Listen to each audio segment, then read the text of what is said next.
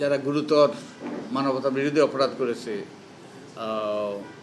ফেরারি আসামি, যারা আমাদের নির্বাচনী ব্যবস্থাকে ভেঙে ফেলার ব্যাপারে বড় ভূমিকা, ভয়াবহ ভূমিকা পালন করেছে, তারা যেন নির্বাচনী অঙ্গন থেকে বিচারিত হয়, এটা আমরা চেষ্টা করেছি। আমরা চেষ্টা করেছি বিচারের আদালতে বা আন্তর্জাতিক অপরাধ আদালতে অপরাধী সাব্যস্ত হলে তারা যেন নির্বাচনে অংশগ্রহণ করতে না পারে, ফেরারি আসামিরা যেন নির্বাচনে অংশগ্রহণ করতে না পারে, এবং মনোনয়ন জমা দেওয়ার সময় যেন প্রার্থীরা যারা আমাদের কারাগারে অন্তরীণ আছে তারা ছাড়া আর যারা যে অন্যরা সরাসরি উপস্থিত হয়ে যেন মনোনয়নপত্র জমা দেয়। তো এর লক্ষ্য হলো কোনো অসৎ উদ্দেশ্য নয়, এর লক্ষ্য হলো ওই যে আমাদেরকে, আপনাদেরকে আমি একাধিকবার বলেছি যে আমরা তো এখান থেকে আমরা গিয়ে আমাদের অফিস স্থাপন করেছি সংসদ ভবনে, এবং অনেকেই প্রথমবারের মতো এই সংসদ ভবনে এসছে। সংসদ ভবনে এসে তারা আমাদেরকে বলেছে, তারা অভিভূত হয়েছে এই সুন্দর বিল্ডিংটা দেখে।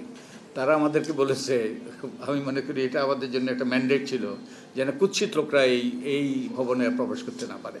তো আমরা কাউকে জোর করে কিংবা অযাচিতভাবে অন্যায়ভাবে আমরা কাউকে থেকে দূরে রাখার চেষ্টা করছি না। যারা অপরাধ করেছে, অপরাধ করে শাস্তি পেয়েছে কিংবা অপরাধের প্রাথমিকভাবে তাদের বিরুদ্ধে প্রমাণ পাওয়া গিয়েছে, তাদেরকে ওই নির্বাচনী ব্যবস্থা থেকে দূরে রাখার আমরা সুপারিশ করেছি।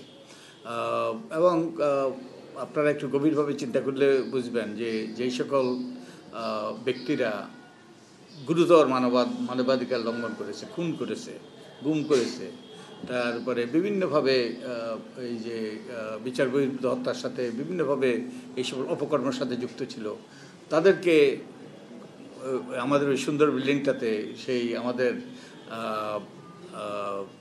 নীতি নির্ধারণের ব্যাপারে আবার দায়িত্বে আসা, এটা কোনোভাবেই কাঙ্ক্ষিত নয়। আমি যত জায়গায় গিয়েছি মানুষের কাছ থেকে আকুতি শুনেছি, আবার যেন এর পুনরাবৃত্তি না ঘটে।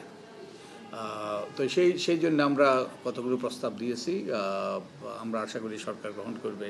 একই সাথে আমাদের রাজনৈতিক অঙ্গনও যে দুর্বৃত্তদের কবলে পড়ে গিয়েছে, তো এই জন্য আমরা যেটা করেছি, যারা এইসব অপরাধী তারা যেন রাজনৈতিক দলের সদস্য না হতে পারে।